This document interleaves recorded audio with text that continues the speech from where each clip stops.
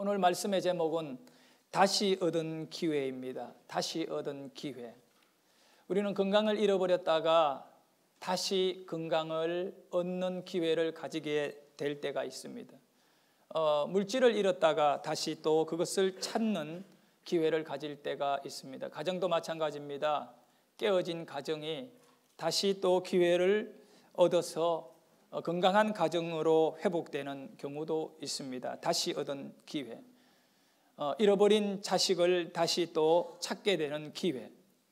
세상을 살면서 더 이상 물러날 수 없는, 뒤로 물러날 수 없는 위기와 고난은 만날 때가 있지요.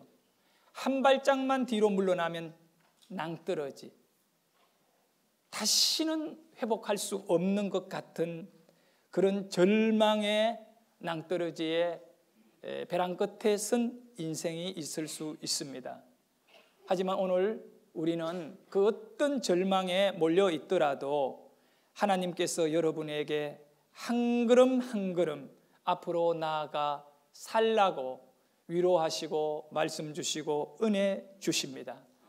히브리서 10장 39절에 보면 우리는 뒤로 물러가 멸망할 자가 아니요, 환경은 물러날 수밖에 없는 환경, 절망하고 끝낼 수밖에 없는 그런 일들이 우리의 환경에 우리를 우겨사고 더 이상 숨을 못 쉬도록 숨통을 죄어오고 있지만 성경은 우리에게 말씀합니다. 뒤로 물러가서 멸망하면 안 된다. 뒤로 물러나지 말아라. 왜 그럴까요? 우리에게 믿음이 있거든요.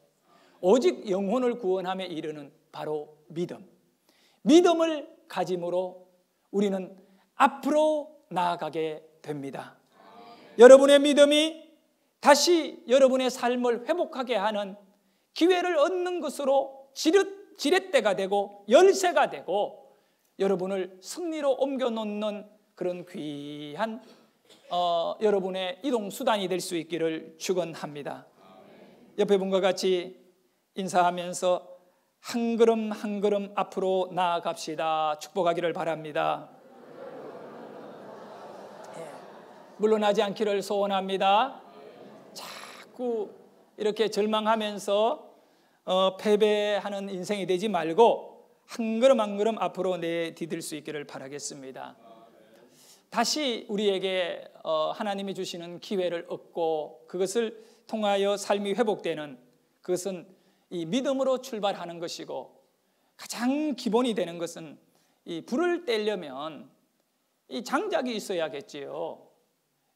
아무리 불을 떼고 싶어도 장작이 없으면 불이 탈 수가 없듯이 오늘 여러분들이 다시 얻는 기회가 여러분의 삶에 큰 힘이 되기 위해서는 성령께서 여러분의 심령에 큰 불을 일으켜 주셔야 하는 거예요.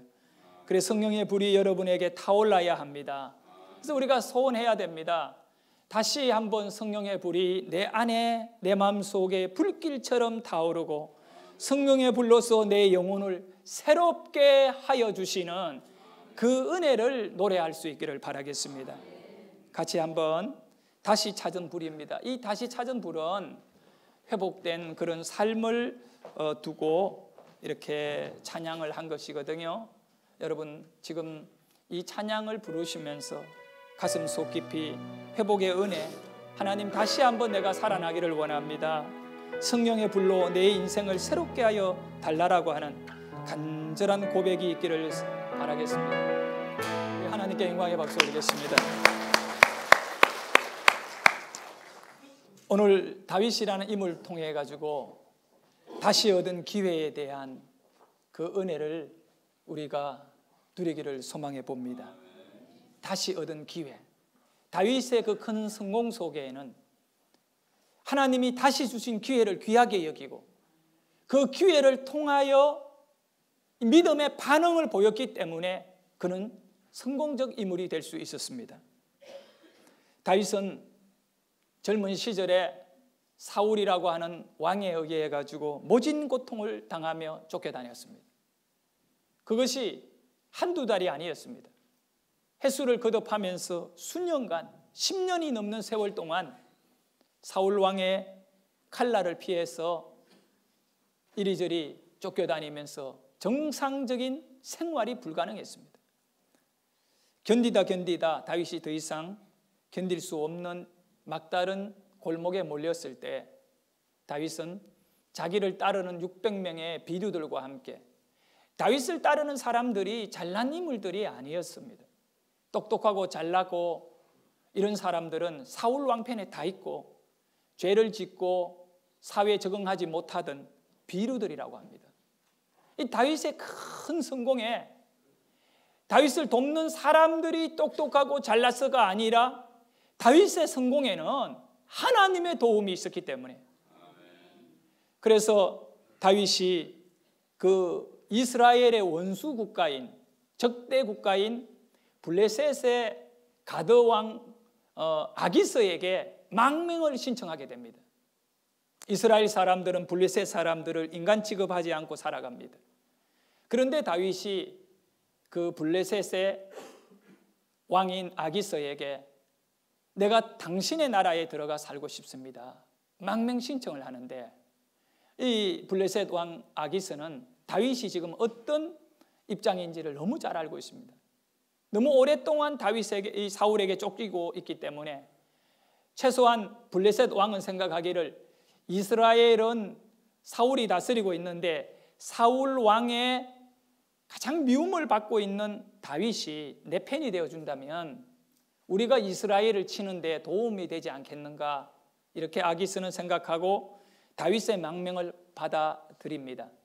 그리고 자신의 땅 안에 있는 시글락이라고 하는 성읍 하나를 다윗에게 내줍니다. 여기서 살아라. 이 다윗은 이 적의 나라 블레셋 아기스 왕에게 선물을 받았습니다. 큰 이 마을 하나를 선물로 받아가지고 자기네들 가족들하고 자기를 따르는 비류들의 그 모든 가족들이 그곳에서 살았습니다. 1년이 지나고 2년이 지났습니다. 3년이 지났습니다. 이제 다윗은 더 이상 사울 때문에 힘들지 않습니다. 나름대로 살아가고 있을 그때에 아기스 왕은 블레셋 땅에 있는 모든 방백들에게, 우두머리들에게 긴급 전보를 칩니다. 군사를 모아서 전쟁을 치를 거니까 싸울 수 있는 사람들은 다 데리고 전쟁터로 나오라고. 그때 다윗에게도 아기스는 군인을 데리고 나오라고 했습니다. 아기스는 생각합니다. 다윗은 나의 충성스러운 신하가 되었다라고 생각했습니다. 다윗은 그 전가를 받고 자기 밑에 준비된 군인 600명을 데리고 아기스 왕이 모여라고 하는 그 장소에 나아갔습니다. 이 블레셋 왕 아기스는 특별히 다윗을 챙겼습니다. 수많은 블레셋의 우두머리들이 수천 명의 군인들을 이끌고 각자가 이 블레셋 왕 아기스가 소집한 그 장소에 나왔을 때 깜짝 놀랐습니다. 아기스 왕 옆에 측근으로 서 있는 인물이 바로 이스라엘 출신 다윗이었습니다. 마음에 시기심이 올라옵니다. 오늘 우리는 이스라엘과 전쟁을 치르려고 군대를 모았는데 이스라엘에서 망명해 들어온 저 다윗이 우리 왕 옆에 최측근이 되어 있다. 앞으로 우리가 이 전쟁을 이긴 이후에도 우리보다 아기스 왕은 다윗을 더 잘 대해 줄 것이고 우리는 시원찮게 대접할 것 아니냐, 여러 가지 속셈도 나고 시기심도 나는 거예요. 그래서 이 블레셋 우두머리들이 아기스 왕에게 요구합니다. 왕이여, 저 다윗을 데리고 이번 전쟁에 참여는 좀 위험한 일이 있습니다. 그때 아기스 왕이 아니다, 다윗은 이제 수년간 우리가 지켜봤지만 우리 편이 되었다. 그러니까 이 블레셋 방백들이 하는 말이, 전쟁이란 건 모릅니다. 전쟁터에 가서 저 다윗의 마음이 변해버리면 우리는 큰 혼란을 겪습니다. 우리 내부적으로 이 엄청난 시련을 겪습니다. 그렇기 때문에 당신이 그 다윗을 신뢰하고 믿으면 저 군인 600명밖에 안 되니까 그 군대는 이번 전쟁에 참여시키지 말고 자기네들 마을에 돌아가 있다가 나중에 다른 나라하고 싸울 때 그때 갑시다. 그러니까 아기스가 아니다. 다윗은 믿을 수 있다라고요. 그러니까 이 블레셋 방백들은 마지막 어떤 결단을 내립니다. 아기스 왕이요, 다윗이 나가면 우리 안 나가겠습니다. 아기스가 손을 듭니다. 그날 저녁에 다윗에게 찾아와서 내일 아침에 해가 뜨거든 일찍 일어나서 니를 따르는 군인들을 데리고 마을로 돌아가라. 이번 전쟁에는 네가 참여하지 말았으면 좋겠다. 다윗은 이렇게 말합니다. 사무엘상 29장 8절에 다윗이 아기스 왕에게 막 이 어떤 자기를 믿어주지 못한 것에 대해가 이 불평을 토하는 거지요. 다윗이 아기스에게 이르되 내가 무엇을 하였나이까? 내가 수년간 내가 당신에게 얼마나 신뢰한 마음으로 살았냐 이거지요. 내가 당신 앞에 오늘까지 있는 동안에 당신이 종에게서 무엇을 보셨기에, 뭘 봤냐 이게. 내가 의심살 만한 행동을 했습니까? 보셨기에 내가 가서 내 주 왕의 원수와 싸우지 못하게 하시나이까? 여기 이 말을 잘 봐야 돼요. 내가 가서, 그러면 전쟁터를 말하는 거고, 내 주 왕이 누구냐 하면 아기스를 말하는 거예요. 이제 다윗은 블레셋 왕 아기스를 내 주라고 말합니다. 나의 주인이라고요. 나의 주인 왕이라고 말하고, 원수는 누구냐 하면 사울 왕을 말하는 거예요. 원수와 싸우지 못하게 하시나이까? 이렇게 고백을 하는 겁니다. 다윗이 많이 망가졌습니다. 예, 많이 망가졌어요. 근데 하나님은 다윗을 사랑하기 때문에 다윗을 이스라엘과의 싸움에 넣지 않는 것 같습니다. 이 하나님의 은혜가 여러분 있어야 합니다. 다윗은 싸우고 싶었지만 하나님은 막고 있습니다. 여러 가지 여는 환경을 통하여 막았습니다. 그래서 그 다음 날 다윗이 시글락이라고 하는 아내와 자식들이 기다리고 있는 마을로 돌아왔습니다. 근데 깜짝 놀랄 일이 일어났습니다. 3일간이 걸려가지고 시글락에 돌아왔는데 상상할 수 없는 불행한 일이 시글락에 일어났습니다. 우리 말씀을 같이 1, 2절을 읽어보도록 하겠습니다. 30장 1, 2절. 다윗과 그의 사람들이 사흘 만에 시글락에 이르렀을 때 아말렉 사람들이 이미 네겝과 시글락을 침노하였는데 그들이 시글락을 쳐서 불사르고 있는 젊거나 늙은 여인들은 한 사람도 죽이지 아니하고 다 사로잡아 끌고 자기 길을 갔더라. 예. 시글락이라고 하는 다윗이 살아가고 있는 은신처에 이 블레셋과 이스라엘이 전쟁을 준비하고 전쟁을 치르려고 하는 이 혼란의 틈을 타서 또 다른 적이었던 아말렉이라고 하는 이스라엘의 적이죠. 이 아말렉이 시글락을 치고 들어와서 집들은 전부 다 불을 내고 마는 거예요. 그리고 거기에 있던 아내들과 아이들을 포로로 싹 잡아가지고 어디로 갔는지도 모르고 사라지고 마는 거예요. 이 일로 인하여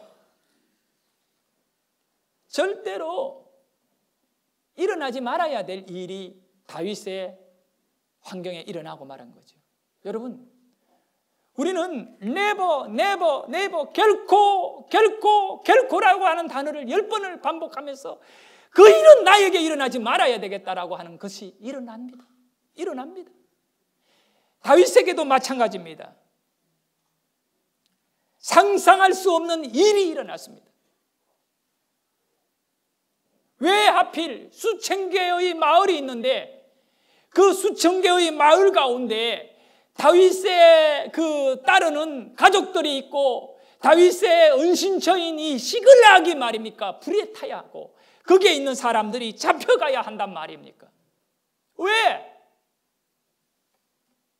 왜 하필이면 다윗의 그 마을입니까?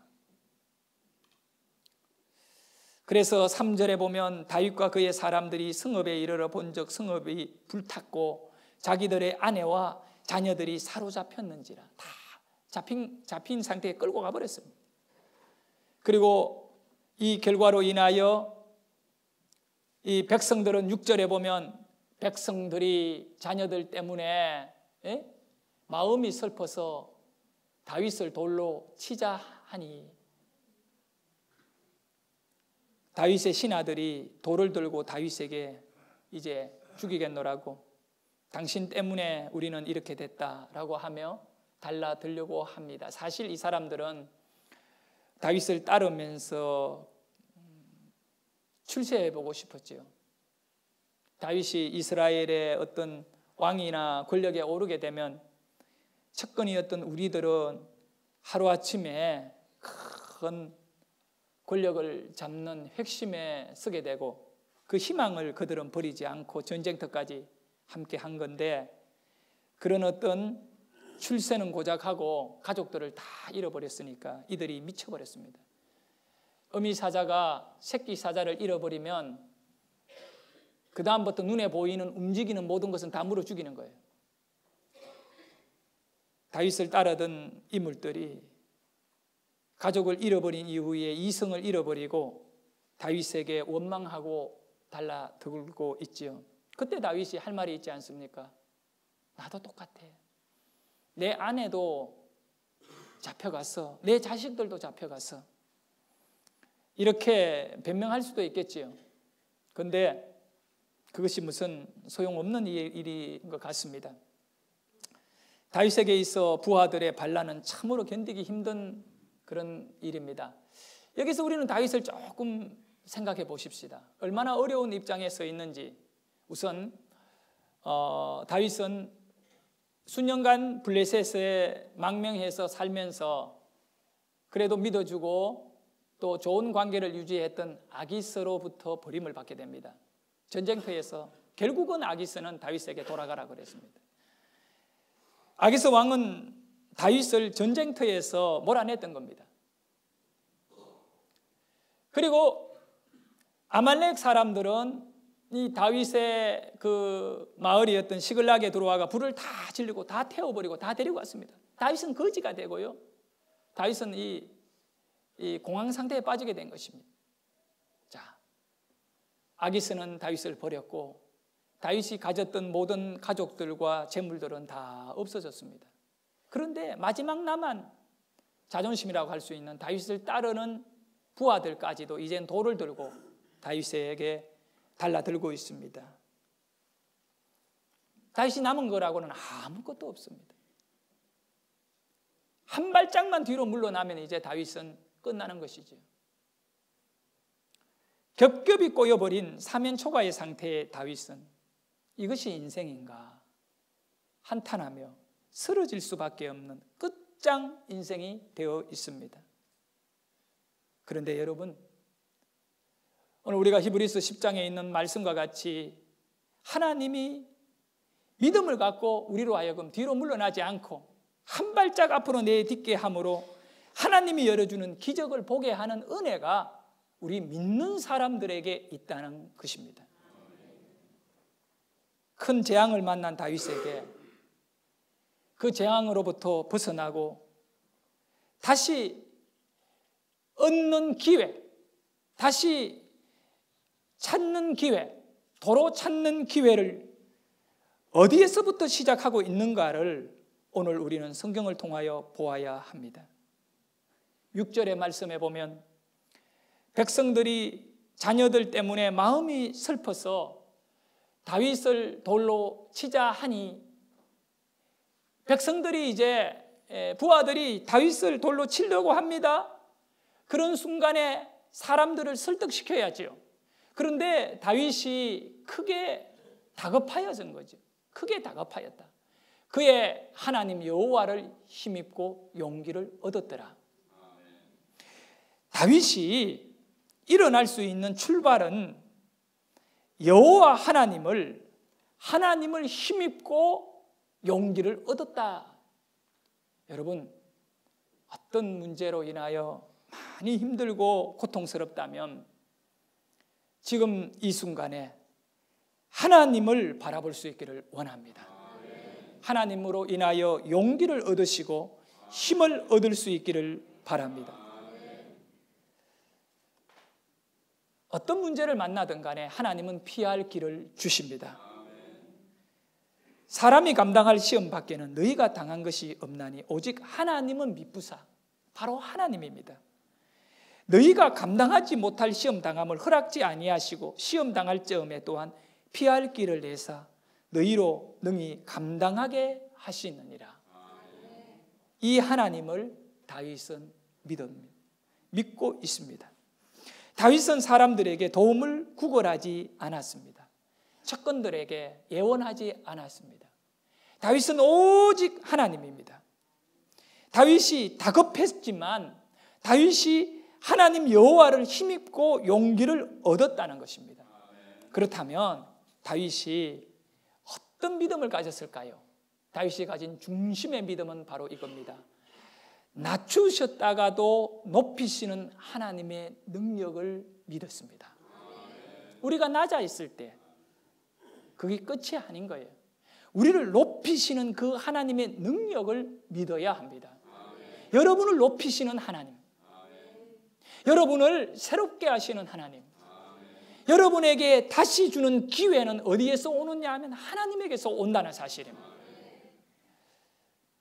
시편 146편 5절에 보면 야곱의 하나님을 자기의 도움으로 삼으며 여호와 자기 하나님에게 자기의 소망을 두는 자는 복이 있도다.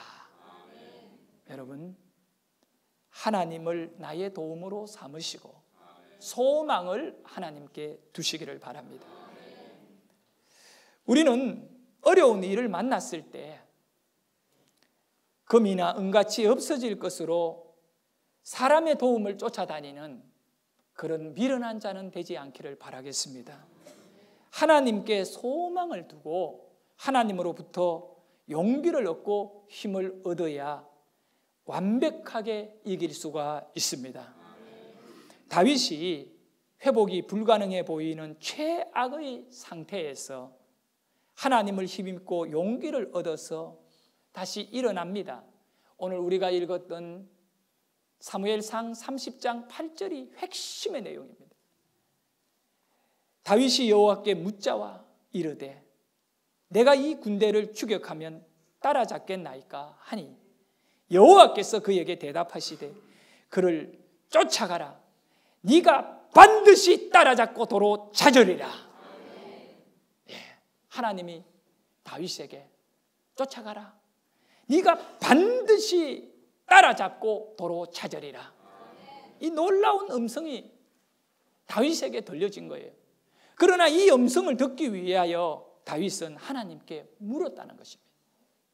문제를 만난 사람이 해결하는 가장 첫 번째 믿음의 사람의 반응이 뭐여야 되느냐? 하나님께 묻는 것이어야 됩니다. 하나님께 내려놓는 것이죠. 이 심각한 문제를 하나님께 물었습니다. 여러분, 사방에 360도 이 적들이 누가 쳐들어왔는지도 모릅니다. 누가 쳐들어왔는지도 모릅니다. 어디로 갔는지를 모릅니다. 동서남북 사방 360도 어느 방향으로 가야 될지 모릅니다. 한 번 길 잘못 들었으면 영원히 가족들 못 찾아옵니다. 동으로 가야 할지 서로 가야 할지 북으로 가야 할지 방향을 알지 못합니다. 이럴 때 방향을 잃어버렸을 때에는 반드시 내 생각으로 가면 안 됩니다. 하나님께 물어야 됩니다. 하나님께서 말씀하는 한 방향이 나에게 답이 되기 때문에 기도한다는 것은 결국은 하나님이 응답해 주시는 길을 가기 때문에, 자, 하나님이 뭐라고 다윗에게 말씀하셨나요? 그를 쫓아가라. 네가 반드시 따라잡고 도로 찾으리라. 여러분, 이 말씀은 다윗에게 큰 힘이 되었습니다. 이제 다윗에게는 한 길밖에 없습니다. 360도의 360길이 아니라 한 길입니다. 그 길이 뭡니까? 쫓아가면 되는 것입니다. 어디를 가든 간에 쫓아가면 반드시 쫓아가는 그 길이 하나님이 돕는 길이 될 것입니다. 우리가 나중에 이 내용을 읽어보면 말씀에서 신비한 은혜들을 발견하는데, 다윗이 쫓아가서 바로 한 명을 만나는데 병든 한 소년을 만나요. 이 병든 손녀는 바로 이 시글락을 침공했다가 병이 났어요. 병이 나가 죽어가니까 걔를 버리고 간 거야. 아말렉의 그 군대에 한 어린 그 쫄병이었는데 얘가 이제 열병이 나서 죽어가니까 얘를 버린 거야. 그러니까 죽을 만한 병이었기 때문에 병난 것이 아닌 거예요. 나중에 보면 얘가 나중에 살아나요. 얘 막 죽어가니까 하루를 넘기지 못하고 몇 시간을 넘기지 못할 것 같으니까 그냥 내다 버리고 갔는데 다윗이 쫓겨가니 얘를 만나게 되는 거예요. 얘한테 물어봐요. 너희들이 우리 시글락을 쳤느냐? 그러니까 얘가 말해요. 하나님께 맹세하세요. 나를 죽이지 않는다는 맹세하면 내가 다 이야기하겠습니다. 그래서 다윗이 내가 안 죽일 테니 네가 얘기해라. 그래 얘기를 다 해줘요. 아말렉입니다. 이 길로 갔고 어디에서 들어온 아말렉입니다. 네가 우리 길을 인도해 줄 수 있겠니? 예. 그러니까 이 병든 이 소년에게 음식 먹이고 이런데 얘가 살아나는 거야. 조금 전에는 3일 전에는 죽는 애였는데 다윗을 만나니까 딱 사는. 이거는 하나님이 다윗을 위하여 준비해 놓은 거야. 그 사랑하는 여러분, 어느 길로 가야 됩니까, 여러분이? 그러니까 여러분 생각대로 가면 길이 없는 거죠. 걔를 못 만나요. 하나님이 도와주시면 한 길이 만들어지고 그 한 길에 바로 답이 있는 거예요. 도로 찾으리라. 도로 찾으리라. 하나님께서 대답해 주셨습니다. 여러분 모두는 다시 얻은 기회들을 사모하고 있습니다. 다시 얻은 기회들. 여러분의 인생을 아름답게 하는 기회들. 그 기회는 하나님께 여러분이 기도할 때 주시는 것입니다.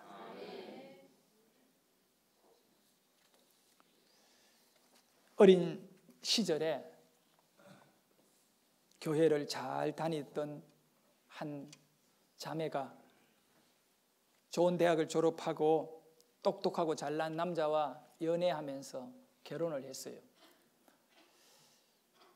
이 남자는 부유한 집안의 자식이고 결국 젊은 날에 사업을 크게 물러받아가지고 돈도 많이 벌고 이 여인에게, 부인에게 백화점 쇼핑하고 뭐 마음껏 살 수 있는 그런 1% 상위 계층의 삶을 누릴 수 있도록 그 가정이 그렇게 살았어요. 결혼해서 성경책을 들고 교회 가는 첫날 시어머니가 딱 잡아서 한 말. 우리 집안에는 예수쟁이 용납할 수 없어. 너 우리 집에 왔으니 우리 집 귀신 돼야 돼. 교회 안 돼. 그때 교회를 가지 못하도록 시어머니가 막은 것이 10년이 지나고 세월이 많이 지나 동안 하나님을 떠나서 세상 것에 의지하여 살게 된 것입니다. 결론은 이 여인이 믿음이 부족한 것이지요. 이겨내지 못한 것이죠. 근데 남편의 사업이 위기를 만나고 부도가 나서 모든 것을 다 잃어버렸습니다. 사업이 망한 이후에 빚쟁이들은 하루도 이 부부를 내버려 두지 않았습니다. 잠도 잘 수 없었습니다. 고통을 받으면서 육체의 질병이 오기 시작했습니다. 몸은 만신창이가 되고요. 결국 정신적으로 쇠약해지게 됐습니다. 심각한 우울증에 빠지게 되었습니다. 그래서 자살을 하려고 시도를 하게 됩니다. 택시를 타고 운전하는 기사에게 아저씨, 요금은 2배로 드릴 테니 청평댐으로 가요 라고 말했던 것입니다. 택시 기사는 이 여인의 분위기가 심상치 않다는 것을 알아채고 한마디의 대꾸도 하지 않고 청평댐을 향해 차를 몰고 갔습니다. 좁은 차 안에는 긴 시간 침묵만이 흐르고 있었습니다. 서울을 벗어나서 양평 쪽을 향하여 달리던 차 속에 그 무거운 침묵을 깨는 운전수의 입이 열렸습니다. 청평댐에 자살을 하려 가는 거죠? 라고 했던 것입니다. 그러면서 이 택시 기사는 이 근처에 기도원이 있는데 지금 가면 오후 예배를 드릴 거예요. 이왕 자살할 바에는 거기 1시간만 앉아 있다가 죽으면 안 될까요? 내가 주차장에 대기하고 있을 테니 예배에 참석한 이후에도 죽고 싶은 마음이 그대로거든 말씀하세요. 그때 청평댐에 데려다 드릴 테니 미련 없이 붕덩 빠져 죽으세요. 택시 기사는 이미 기도원 입구로 차를 몰고 들어가고 있었습니다. 그리고 이 기사 양반이 이렇게 말했습니다. 여기까지 온 것은 요금을 받지 않겠습니다. 손님이 원하던 목적지가 아니니까요. 내가 여기 서 있을 테니 어서 들어가 보세요. 라고 말하며 차를 주차장에 세웠습니다. 그녀는 무엇인가에 홀린 것 같이 허겁지겁 기도원 예배실 안으로 들어갔는데 이미 그 예배실 안에는 빈자리가 하나도 없이 사람들로 가득 채워져 있었고 통로에 앉아서 앞을 쳐다보는데 설교하는 목사님의 말씀이 귀에 하나도 들어오지 않았어요. 눈동자가 풀려 있고 이 여인은 그저 멍하니 한참을 앉아 있다가 어느 순간에 눈앞에 환상이 보이는데 아래 종아리였습니다. 발이 보입니다. 발. 그래서 이 종아리를 따라가지고 고개를 들어서 위를 쳐다보니 등이 보입니다. 그 등에는 수없이 맞은 채찍의 자국과 피가 흐르고 있는 끔찍한 모습을 본 거예요. 그런데 이 여인의 가슴 속에 느껴지는 것이 있습니다. 내가 너를 위하여 맞았다. 내가 너를 고치려고 이렇게 시련과 고난을 당했다. 너 아파하지 마. 라고 하는 이 위로의 말을 듣게 되는 거예요. 그 순간에 이 여인은 땅에 엎드러져 통곡하며 폭포수 같은 눈물을 쏟으며 주님을 떠난 10여 년이 넘는 세월들을 가슴치며 회개했던 것입니다.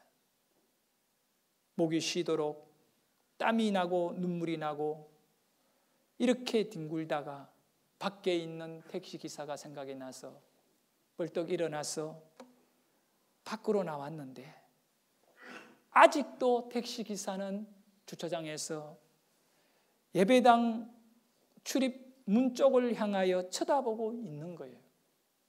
그런데 택시기사는 눈물을 닦고 있는 자기 모습을 멀찍이서 보더니 환하게 웃으며 손을 흔들고는 차에 타고 그냥 그 자리를 떠나버린 것입니다. 이 이야기는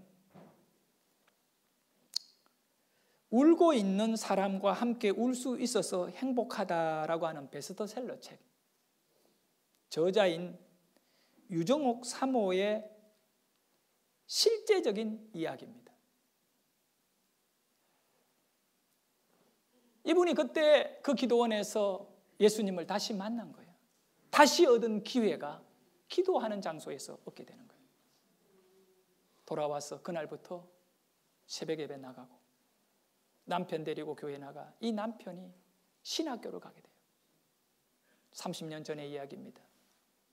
우리 총신대학원에 와서 공부를 마치고 상계동 쪽에다가 하나로 교회를 개척했습니다. 그리고 그분은 이제 은퇴하고 후임자가 몇 년 전에 목사가 되셨어요. 이 유정옥 사모가 쓴 울고 있는 사람과 함께 울 수 있어 행복하다. 이분의 인생은 그야말로 택시 기사 한 사람으로 인하여 변화된 삶이었습니다. 그가 쓴 글을 제가 읽었습니다. 근데 그분이 그 글의 마지막에 무슨 얘기를 하느냐 하면 30몇 년 전에 그때 나를 기도원으로 태워준 그 택시 기사는 나에게 하나님이 보내주신 천사였다. 나는 그의 이름도 모르고 그가 누군지도 모른다. 여러분, 그는 하루의 일당을 다 날렸습니다. 가난한 운전수로 살면서 그러나 한 영혼의 눈물을 바라보고 그 영혼을 위하여 기꺼이 하루라고 하는 시간을 희생하고 이름 없이 사라진 것입니다. 결국 유정옥 사모는 현재 거린들의 선교회라고 하는 과거의 거린들의 선교회, 거지들의 선교회, 그거를 운영했는데 이름이 거린이니까 안 좋아서 행복한 사람들이라고 하는 선교회로 바꾼 거예요. 그 행복한 사람들 선교회가 지금 수년째 어떤 일을 하느냐 하면 서울역에서 매일 1,000명이 넘는 노숙자들에게 밥을 먹여요. 주일을 빼고 매일 먹이는데 한 달이면 약 25회 정도 이상 먹이는데 25,000명이 넘는 사람들에게 밥을 먹이는 거예요. 그것도 지금 몇 년째 계속 이 노숙자들에게 가장 큰 문제는 식지 못하는 거예요.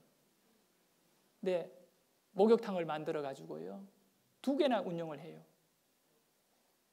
여자 노숙자들, 남자 노숙자들 이렇게 씻을 수 있는 노숙자 전용 무료 목욕탕을 운영해서 누구든지 식지 못한 노숙자를 데리고 가서 깨끗하게 씻겨가지고 냄새 나지 않게 해서 살도록 만들어주는 이 엄청난 사역을 하고 있는 거예요. 유정옥 사모는 자기 인생 속에 부도가 나고 육체의 질병이 오고 우울증이 오고 청평 때문에 붕덩 떨어져 죽으면 끝이 아니냐, 이 막다른 물러날 수 없는 그 위치에 서 있었던 그 여인이 주님을 만나는 거예요. 우리는 이미 주님을 만났지만 다시 한번 여러분의 심령에 성령의 불이 타오르기를 소원해요. 그래서 여러분의 인생이 값지고 또 여러분의 가정이 정말 하나님이 허락하는 축복으로 자녀들과 여러분의 삶의 은혜가 있기를 소원해요. 다시 얻는 기회, 여러분이 오늘도 구하셔야 돼요. 하나님, 다시 내가 회복할 수 있기를 원합니다. 우리 가정이 회복할 수 있기를 원합니다. 하나님께서는 사랑하는 사람 다윗을 그냥 내버리지 않았어요.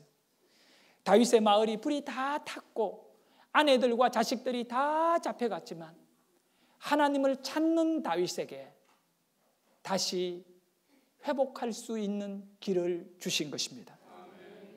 다윗에게 시글락 위기는 모든 것이 끝장난 것 같이 보여지는 절망과 막장의 인생의 순간일지 모르지만 그러나 알고 보니 시글락 위기는 다윗의 인생의 크나큰 축복이었다는 것입니다. 유정옥 사모가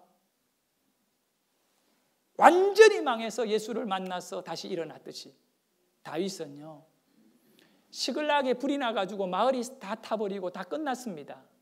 그 뒤에 사무엘 하를 읽어보면 답이 와요.